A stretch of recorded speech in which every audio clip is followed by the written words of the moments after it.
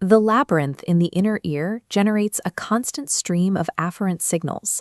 These signals travel rapidly toward the brainstem to manage our basic gaze and postural reflexes, keeping our eyes focused and our bodies upright against gravity. When this system fails, patients present with obvious physical sensations, severe vertigo, chronic imbalance, or the involuntary eye movements of nystagmus. But alongside physical instability, these patients consistently report a secondary, deeply distressing symptom: brain fog. Historically, clinical practice has dismissed this mental fuzziness as a psychological byproduct of feeling physically unwell, prioritizing the mechanics of the spin over the state of the mind. A comprehensive review published in the International Journal of Molecular Medicine upends that assumption. The compiled data proves that vestibular signals are actively required for higher cognitive function. We are going to trace the exact neurophysiological mechanisms by which peripheral labyrinthine dysfunction physically remodels the architecture of the brain. Chronic dizziness is an active structural pathology that degrades to brain's highest thinking centers. This wireframe telemetry model illustrates the vestibular system operating as a continuous data generator. The brain relies on this uninterrupted fidelity for spatial memory, executing complex tasks like mental rotation. Simultaneously, this same data feed supports sustained attention, working memory, and executive function. Normally, this mapping and processing happens entirely below the threshold of consciousness. But when the vestibular system fails, the brain is forced to compensate consciously.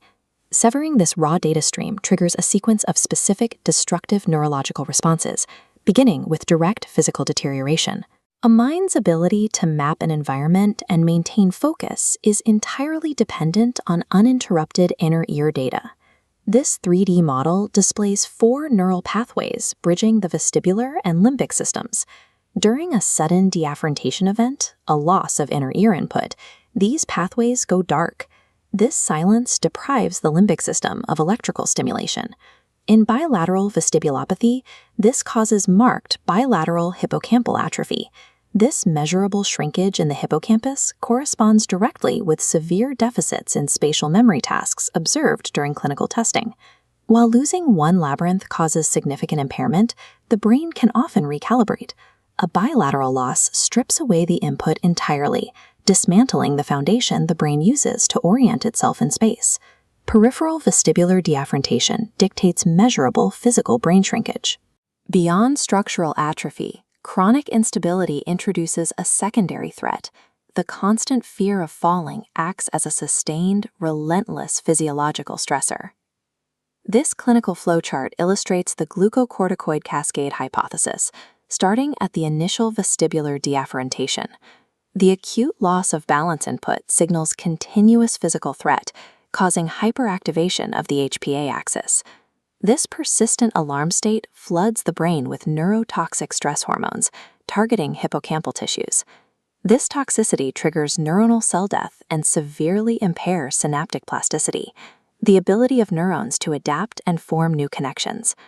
Without synaptic plasticity, the neural mechanisms required for forming new memories are physically locked down. The cognitive impairment is actively driven by the body's own chronic, toxic stress response to physical instability. This top-down cerebral heat map shows that healthy postural control is managed entirely subconsciously. But when the inner ear fails, the brain must dedicate conscious, attentional resources simply to stay upright. This zero-sum game actively starves the prefrontal cortex of critical processing power. This massive drain on the brain's processing power directly results in diminished working memory, issues with poor planning, and a sharp drop in concentration. Brain fog is the systemic symptom of a neurological processor running at maximum capacity just to keep a person standing. This synthesis matrix compares 4 distinct pathologies. Because these mechanisms operate differently depending on the damage, cognitive impairment from dizziness is highly specific to the underlying disease. Persistent postural perceptual dizziness, or PPPD, involves functional networking issues, shown by lower cortical activation. Vestibular migraine causes severe brainstem dysfunction, leading to a broad decline in general processing speed. With vestibular schwannoma, cognitive disturbances persist after tumor removal, due to default mode network disruption, impairing memory. While Meniere's disease is episodic, attacks leave severe deficits in attention, recognition, and memory. Diverse peripheral diseases generate radically different central cognitive deficits, demanding exact, highly specific diagnoses. Vestibular dysfunction must be treated concurrently as a motor, structural, and cognitive pathology.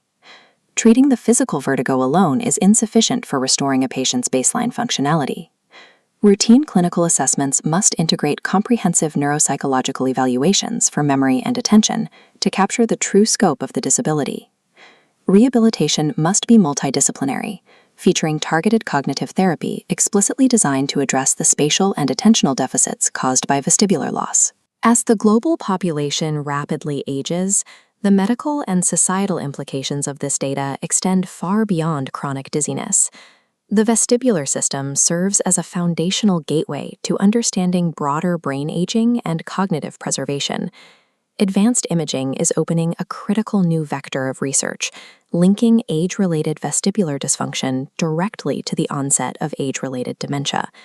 Moving forward, protecting the cognitive mind will require stabilizing and understanding the body's oldest sensory system.